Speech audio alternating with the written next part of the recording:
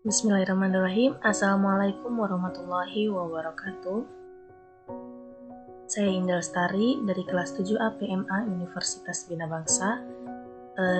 Di sini saya akan sedikit menjelaskan mengenai mata kuliah filsafat pendidikan, yaitu dalam perkembangan ilmu.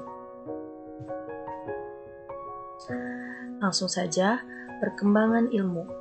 Filsafat ilmu tidak lepas dari sejarah perkembangan ilmu karena landasan utama perkembangan ilmu adalah filsafat yang terdiri atas ontologi, epistemologi, dan aksiologi. Nah, jadi sejarah perkembangan ilmu ini tidak akan lepas dari filsafat karena landasan utama perkembangan ilmu itu sendiri adalah filsafat yang terdiri atas ontologi, yang dimana onto itu artinya ada dan logos adalah ilmu. Jadi, ontologi adalah ilmu yang membahas tentang keberadaan. Contoh kecilnya yaitu rumah. Nah, dari zaman ke zaman pasti ada perubahan model-model rumah. Zaman dulu modelnya si A, dan zaman sekarang karena mengalami perkembangan ilmu maka modelnya lebih bagus dari si A.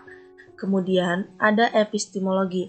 Nah, epistemologi di sini merupakan suatu ilmu yang mengkaji sumber pengetahuan, yang dimana lebih ke bagaimana cara kita mendapatkan ilmu pengetahuan tersebut. Contohnya yaitu kursi. Nah, melalui si kursi ini kita menimba ilmu sehingga kita mengalami perkembangan ilmu. Kemudian ada aksiologi. Nah, aksiologi ini lebih ke hakikat atau manfaat, kemudian kegunaan. Nah, kegunaan ilmu ini gimana sih kegunaan kita memakai ilmu tersebut? Contoh kecilnya yaitu pada etika. Nah, etika orang yang berilmu atau etika orang yang memiliki pengetahuan, insya Allah etikanya bagus karena orang tersebut tahu mana yang baik dan mana yang buruk. Kemudian, perkembangan ilmu merupakan kajian yang melihat visi dan pergeseran paradigma yang menandai revolusi ilmu pengetahuan. Nah, jadi pergeseran paradigma di sini adalah pergeseran ke yang lebih positif. Jadi perkembangan ilmunya bergeser ke yang lebih baik atau lebih positif. Kemudian, perjalanan ilmu mulai dari zaman pra-Yunani kuno, zaman Yunani, zaman pertengahan, zaman Renaissance, zaman modern, dan zaman kontemporer. Di sini akan dibahas dari zaman ke zaman, perkembangan ilmu yang bagaimana saja dari zaman ke zaman. Kita masuk ke zaman pra-Yunani kuno, yaitu pada abad ke-8 sampai ke-6 sebelum Masehi. Kehidupan masyarakat Yunani berlangsung di bawah pengaruh kekuatan mitos-mitos serta mitologi. Nah, jadi mitos di sini nih artinya hal-hal yang belum diketahui kebenarannya. Jadi di zaman pra-Yunani kuno ini masih mempercayai hal-hal mitos. Ciri-ciri zaman pra-Yunani kuno menurut Mustansyir dan Munir adalah yang pertama, pengetahuan dalam kehidupan sehari-hari yang didasarkan pada pengalaman. Jadi, pengalaman yang sebelumnya ini dijadikan sebagai dasar-dasar pengetahuan untuk kedepannya. Yang kedua, pengetahuan diterima sebagai fakta dengan sikap selalu menghubungkan dengan kekuatan magis. Nah, magis di sini adalah yang lebih kuat atau lebih banyak. Jadi, pengetahuan di sini didasarkan sebagai fakta, didasarkan sebagai kenyataan-kenyataan dengan sikapnya yang kuat atau lebih besar. Kemudian, kemampuan menemukan abjad dan sistem bilangan alam sudah menampakkan perkembangan pemikiran manusia ke tingkat abstraksi. Jadi, di ciri yang ketiga pada zaman pra-Yunani kuno ini, kemampuan menemukan abjad. Jadi, kita sudah menemukan abjad dari A, B, C, D, hingga Z, dan sistem bilangan alam dari 0, 1, 2, 3, sampai seterusnya. Jadi, yang ketiga ini maksudnya adalah kita sudah mampu membaca, berhitung, bahkan menentukan kalender. Kemudian yang keempat, kemampuan meramalkan suatu peristiwa atas dasar peristiwa-peristiwa sebelumnya yang pernah terjadi. Maksud ciri yang keempat adalah memiliki kemampuan memprediksi atau meramalkan peristiwa-peristiwa yang akan datang. Karena sudah dijelaskan tadi, zaman pra-Yunani kuno ini masih mempercayai hal-hal mitos. Kemudian yang kedua, zaman Yunani. Periode filsafat Yunani merupakan periode sangat penting dalam sejarah peradaban manusia, karena saat ini terjadi perubahan pola pikir manusia dari mitosentris. Mitosentris ini seperti tadi, hal-hal yang belum diketahui kebenarannya, menjadi logosentris, menjadi hal-hal yang diketahui kebenarannya. Ciri-ciri zaman ini ditandai oleh setiap orang memiliki kebebasan mengungkapkan ide. Jadi, setiap orang mempunyai kebebasan atau mempunyai toleransi mengungkapkan ide-ide atau hal-hal yang ada dalam pikirannya. Kemudian, masyarakat tidak lagi mempercayai mitos-mitos.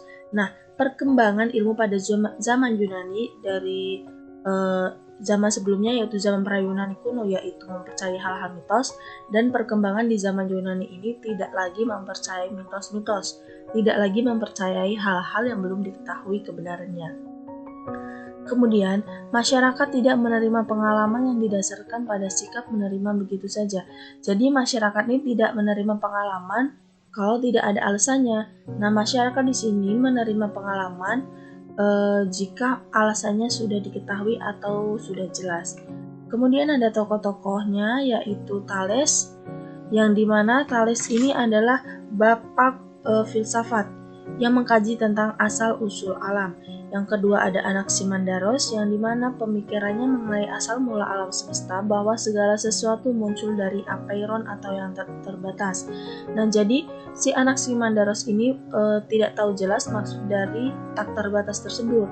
Makanya Anaximandaros memilih apeiron untuk asal sebagai awal alam semesta. Kemudian ada Heraklitos, yang dimana Heraklitos di sini mengatakan bahwa tidak ada alam yang bersifat tetap atau permanen. Kemudian ada Parmenides, yaitu mengatakan bahwa kebenaran yang tidak mungkin disangkal, maksudnya adalah terus stabil. Dan terakhir ada Pythagoras, yaitu mengembalikan segala sesuatu pada bilangan. Selanjutnya, zaman pertengahan. Nah, pada zaman pertengahan ini mulai muncul ilmuwan-ilmuwan yang membahas tentang ketuhanan. Corak pemikirannya yaitu teosentris.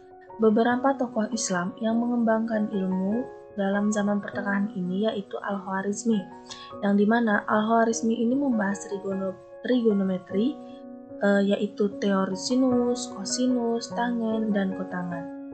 Yang kedua ada Musa ibnu Syakir, yang dimana beliau adalah mengarang kitab Al-Hiyal yang menggambarkan hukum-hukum mekanika dan problem sistabilitas atau perkembangan teknik dan arsitektur dalam dunia Islam. Selanjutnya ada Ibnu Al-Haythun. Ibnu Al-Haythun mengarang kitab Al-Mudahir yang membuktikan hukum refleksi cahaya. Dan yang terakhir ada Ibnu Sina, yaitu kedokteran, buku berjudul Al-Qanun, filsafat, buku berjudul Asy-Syifa, dan geografi dikembangkan jarum magnetik. Jadi, pada zaman pertengahan ini corak pemikirannya yaitu teosentris. Nah, maksud dari teosentris adalah keyakinan bahwa Tuhan adalah aspek utama untuk kehidupan.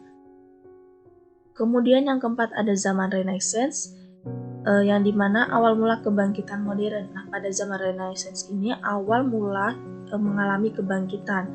Kemudian ilmu pengetahuan yang maju pesat pada masa ini ialah astronomi. Corak pemikirannya yaitu antroposentris. Maksud dari antroposentris yaitu keyakinan bahwa manusia sebagai pusat dari semuanya. Tokohnya yang terkenal adalah Nicolaus Copernicus, yang dimana penemuan teori heliocentris yakni menyatakan bahwa matahari merupakan pusat dari tata surya.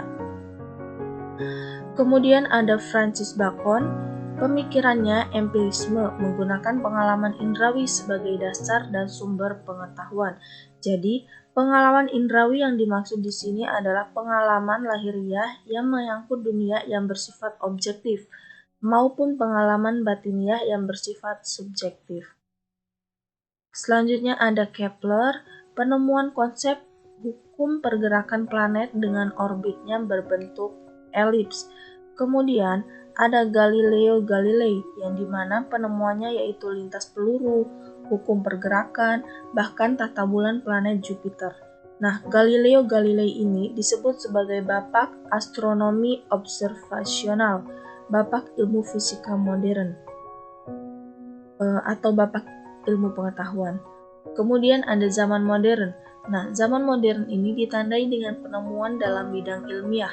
Tokoh yang terkenalnya adalah René Descartes, yaitu beliau melahirkan suatu konsep perpaduan antara metode ilmu dan metode pasti ke dalam pemikiran filsafat. René Descartes ini merupakan bapak filsafat modern. Yang kedua ada Isaac Newton. Karya besar Newton adalah teori gravitasi, kemudian kalkulus, dan optika. Karya Newton ini mengembangkan perhitungan kalkulus seperti diferensial atau integral. Nah, kalau optika ini, beliau berhasil membangun teleskop refleksi yang pertama dan mengembangkan teori warna berdasarkan pengamatan bahwa sebuah kaca prisma akan membagi cahaya putih menjadi warna-warna lainnya. Kemudian ada Gottfried Wilhelm Leibniz, yang mana beliau menemukan bilangan biner, notasi kalkulus, notasi untuk integral, dan dy/dx untuk diferensial. Kemudian ada mengubah persamaan linear ke dalam bentuk matriks. Yang keenam ada zaman kontemporer. Pada masa ini, ilmu fisika menempati kedudukan yang penting. Menurut Roth, Mustansyir, dan Munir, fisika dipandang sebagai dasar ilmu pengetahuan yang subjek materinya mengandung unsur-unsur fundamental yang membentuk alam semesta. Tokoh fisikawan yang terkenal adalah Albert Einstein. Beliau menyatakan bahwa alam itu tak terhingga besarnya, tak terbatas, tetapi juga tak berubah status totalitasnya, atau bersifat statis dari waktu ke waktu. Einstein percaya akan kekekalan materi, artinya alam semesta itu kekal adanya. Kemudian ada Edwin Powell Hubble. Nah, Edwin Powell Hubble ini, beliau mengungkapkan dengan teropong bintang terbesar di dunia melihat galaksi-galaksi di sekelilingnya tampak menjauh dengan kelajuan yang sebanding dengan jaraknya dari bumi. Mungkin itu saja yang dapat saya sampaikan, kurang dan lebihnya mohon maaf. Wassalamualaikum warahmatullahi wabarakatuh.